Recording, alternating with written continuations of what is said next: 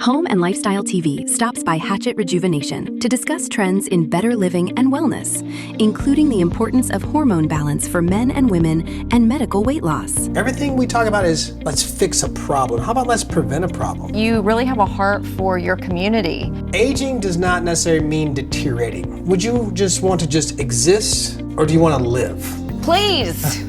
I'm your host, Tiffany Hendra, and today I am absolutely thrilled because we have a co-host.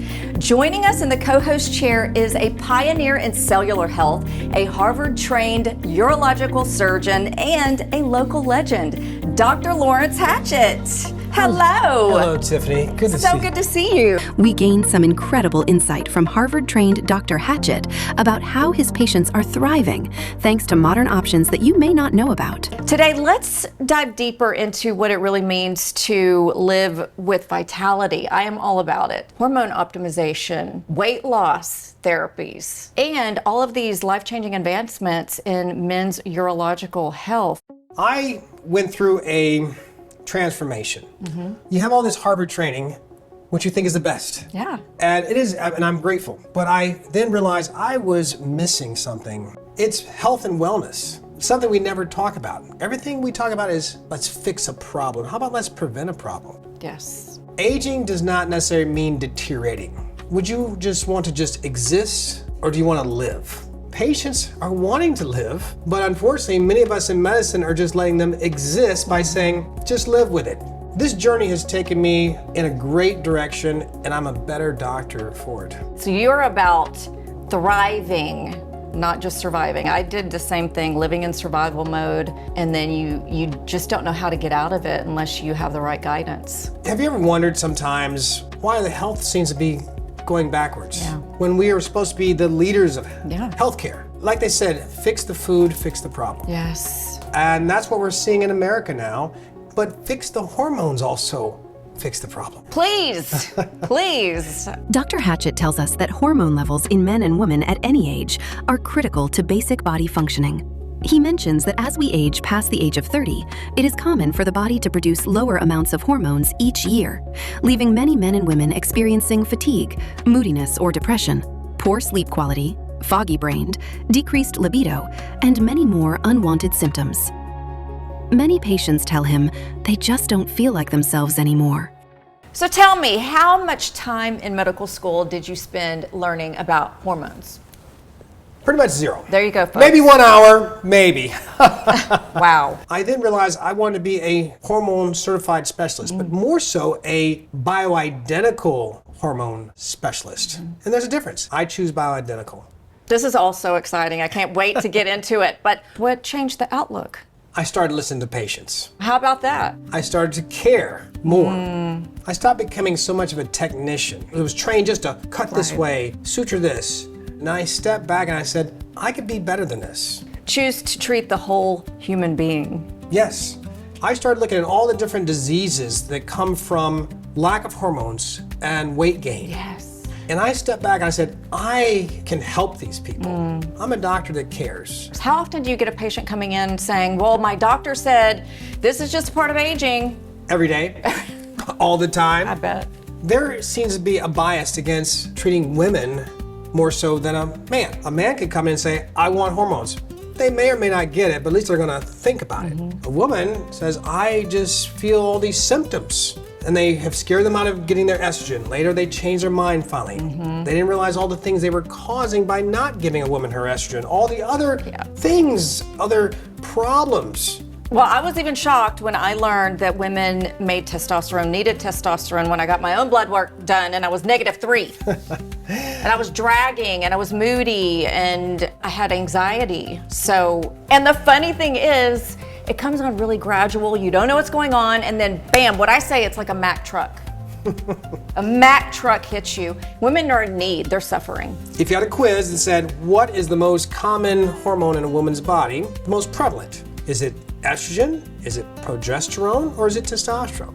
And the answer is? I would say estrogen. It's testosterone. What? Testosterone is more prevalent in a woman's body. It's just that they have less testosterone receptors than a man. Okay.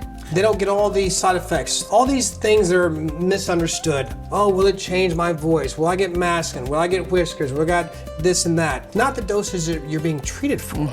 I'm just giving you back optimization of your hormones. Exactly. Putting them back in a bioidentical way like they used to be. Yeah, I feel like a new person. Why is this happening? Why are the hormones being so disrupted and imbalanced at such a young age? What a lot of your viewers don't realize is testosterone is naturally converted to what we call estradiol. We call that aromatization. That happens in a man. So yes, us guys, we produce estrogen secondarily from the production of testosterone. So through the production of testosterone, we have estrogen. And what has happened with our food source and so much toxin in our environment, we're checking testosterone levels. I'm seeing testosterone levels that look like they're men in their 70s. Wow. It's not your fault, guys. It has to do with what is in the food, what is in the water. We're getting so much estrogen effect in a man's body that's causing havoc in our body's systems. And we're seeing men younger and younger and younger coming in with symptoms of low T. I just watched something really interesting about plastics and how they're endocrine disruptors and how it is affecting young men and affecting little girls, and their period is starting younger because of plastics. So you add on the foods, the environment, and then the plastics. I can see why this is happening. You know, they got us addicted to chips and plastics, plastics and everything. Yeah. And it's unfortunately working our way into places we don't want them to be. Right. And it's causing problems. Yeah. I just couldn't think clearly. I could sleep at night, but I never woke up rested. So I was just writing it off saying, hey, you're getting up at 4 a.m, you're working till dark. It's just part of life. And you're 54 years old. So I just kind of written it off as this is my natural age. This is how I'm supposed to feel. I was really suffering with a lot of brain fog, weight gain, irritability, fatigue, hot flashes, couldn't sleep at night, was pretty miserable. I went from a pretty sedentary lifestyle to now being up and doing things again, going for my daily walks. And there is such a difference between BHRT and HRT. There's even like a rival among my girlfriends who are perimenopausal and starting hormones. What is the difference? One is synthetic.